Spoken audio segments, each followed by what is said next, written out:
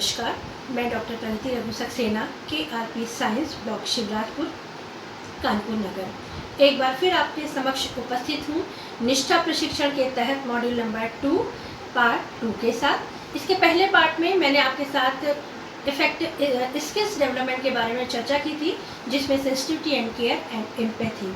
आज इसके आगे हम आपके साथ शेयर करेंगे इफेक्टिव कम्युनिकेशन स्किल यानी कि प्रभावी संचार कौशल। हम जब किसी से कम्युनिकेट होते हैं तो अपने शब्दों के माध्यम से, जिसे हम वर्बल कम्युनिकेशन कहते हैं। कक्षा शिक्षण के दौरान भी हम शब्दों के माध्यम से प्रश्न पूछते हैं, बच्चों से बातचीत करते हैं और बच्चे भी इसी माध्यम से हमको उत्तर देते हैं। लेकिन कभी कभी ऐसा होता है कि जो कुछ भी हम बच्चों से कह रहे हैं, बच्चे फिजिकली प्रेजेंट होते हैं लेकिन मेंटली वो प्रेजेंट नहीं होते। जो हम कहते हैं वो समझ नहीं पाते और हम ये नहीं समझ पाते कि वो हमारी बात को फॉलो कर रहे हैं या नहीं। इसी तरह से शिक्षक भी कभी कभी बच्चों से उत्तर लेते समय किसी और चिंतन में चला जाता है और इस तरह से वो बच्चे की बात को ग्रहण नहीं कर पाता है। तो क्या ये कम्युनिकेशन इफेक्टिव है? नो, ये कम्युनिकेशन इफेक्टिव नहीं है। इफेक्टिव कम्युनिकेशन मीन्स कि जब हम बच्चे से बातचीत करते हैं तो हमारा गेस्चर, हमारा फेशियल एक्सप्रेशन और हमारी बॉडी लैंग्वेज तीनों बच्चे से जुड़े, यानी कि कम्युनिकेशन के दोनों पहलू एक साथ चले। वर्बल यानी शब्दों के माध्यम से और दूसरा नॉन वर्बल जो कि हमारी बॉडी लैंग्वेज, हमारे फेस और हमारे गेस्चर से जुड़ता है। जब भी हम बच्चे से प्रश्न पूछते हैं तो हम उससे बात करते करते हम कभी न कभी उससे शब्दों के माध्यम के साथ साथ उसके कंधे को थपथपा करके उसको शाबाशी दे सकते हैं। प्रश्न पूछते समय बच्चे का नाम ले सकते हैं। नाम लेते ही बच्चा एकदम से अटेंटिव हो जाता है, उसको लगता है कि टीचर मेरा नाम जानती है। ये एक इफेक्टिव स्किल है बच्चे को क्लास में उसकी वैल्यू दर्शाने के लिए। इसके साथ ही साथ कभी कभी हम बच्चे के साथ, जब बच्चा हमारी बात का जवाब दे रहा है, हमारे प्रश्न का उत्तर दे रहा है, तो भले ही वो सही दे रहा है या गलत, हम उसके साथ बराबर आई कांटेक्ट रखें। हमारे चेहरे पर एक स्माइल हो, उसको लगे कि हमें वैल्यू दी जा रही है या टीचर हमारे ऊपर फोकस कर रही है। इससे बच्चे में एक कॉन्फिडेंस डेवलप होता है और कॉन्फिडेंस डेवलप होने पर ही बच्चा अगर सही भी नहीं बोल रहा है तो भी अपनी बात को निरंतर जारी रखता है और धीरे धीरे उसमें जो झिझक होती है अपनी बात को कहने की, वो ख़त्म होने लगती है और उसका वर्बल के साथ साथ जो प्रेजेंटेशन है वो फिजिकली एंड मेंटली दोनों क्लास से जुड़ने लगता है। तो effective communication means verbal and non verbal प्रभावी तभी होगा जब हम बच्चे के साथ अपने gesture, facial expression and body language से जुड़े रहें। आगे चलते हैं। नेक्स्ट है ट्रस्टवर्दीनेस। यहाँ पर लिखा है विश्वसनीयता। ये किसी का विश्वास जीतना या किसी के विश्वास पात्र बनना, ये भी एक स्किल है जो बहुत इम्पॉर्टेंट है। जब एक शिक्षक बच्चे को पढ़ाता है तो उसके बहुत सारे रूप बच्चे के साथ जुड़ते हैं। कभी वो मित्र की तरह उसको समझाता है, कभी वो एक माँ की तरह उसको स्नेह देता है और कभी कभी एक पिता की तरह उसको डांटता भी है, पनिश भी करता है।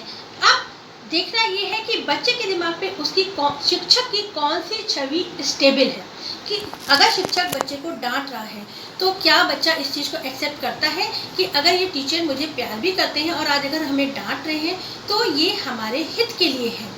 ये डिपेंड करता है, बच्चे की ये सोच निर्धारित होती है शिक्षक के व्यवहार से, यानी कि शिक्षक के जो वर्ड्स हैं, टीचर के जो शब्द हैं, उनमें और उसके व्यवहार में एक कंसिस्टेंसी होना मस्ट है। अगर शिक्षक कहता है कि नहीं बेटा मैं तुम्हारी केयर करता हूँ, मैं तुम्हें सपोर्ट करता हूँ, तुम ये काम कर सकते हो, तुमको ये काम करना है, और ये कहते हुए वो उसको सपोर्ट कर रहे हैं, प्यार दे रहे हैं और ज़रूरत पड़ने पर डांटते भी हैं और पनिश भी करते हैं, उसके बावजूद भी बच्चे को ये विश्वास है कि अगर टीचर मुझे ये डांट रहे हैं तो भी ये मेरे हित के लिए सोच रहे हैं, तो वहाँ जो डेवलप होता है वो कहलाता है ट्रस्टवर्दीनेस। और एक बच्चे के जीवन में टीचर के प्रति ट्रस्टवर्दीनेस होना बहुत इंपॉर्टेंट है, क्योंकि यही बच्चा जब आगे चलकर समाज में कोई अच्छा स्थान ग्रहण करता है तो वो अपने उस शिक्षक की छवि को कभी नहीं भूल पाता कि आज मैं जो कुछ भी हूँ उस शिक्षक के विश्वास के कारण हूँ, जो उसने मुझ पर किया और मुझे आज यहाँ तक पहुँचाया। इसके आगे आखिरी यानी 5वीं स्किल जो बहुत प्रभावी है वो है positive attitude toward self and others. सकारात्मक दृष्टिकोण स्वयं के प्रति और सामने वाले के प्रति। जब हमसे हमारे बारे में कुछ पूछा जाता है तो हमें हमेशा अपने बारे में पॉजिटिव चीज़ें ही नज़र आती हैं, और एक नज़र में सामने वाले के लिए अगर बातचीत करने को कहते हैं तो हमें नकारात्मक चीज़ें उसके व्यक्तित्व में जल्दी नज़र आती हैं। यहीं से हमें अपनी सोच को बदलना है। हम अपने विद्यालय में बहुत सारे लोगों से जुड़े होते हैं, जिसमें बच्चे हैं, शिक्षा मित्र हैं, आंगनबाड़ी है, डॉक्टर्स स्टाफ है जो समय समय पे विद्यालय में आता है, परिवेश में जुड़े लोग हैं, पेरेंट्स हैं और एसएमसी के सदस्य हैं।